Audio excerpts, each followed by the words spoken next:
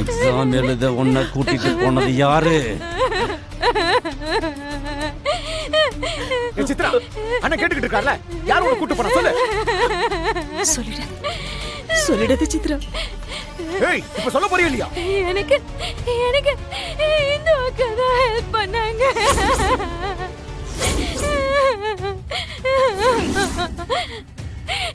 அவங்க தான் ஹெல்ப் பண்ணாங்க.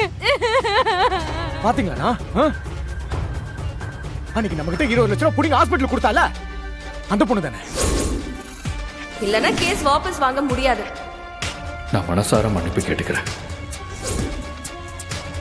நம்ம எஸ்எம் கல்யாண மண்டபத்தில் தான் அவ அக்கா கல்யாணம் நடக்குது. கல்யாணம் நடக்க கூடாதுன்னா நடக்க கூடாது.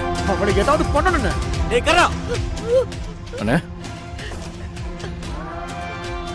நேரா மண்டபத்துக்கு போய் அந்த பொண்ணை தூக்குறா.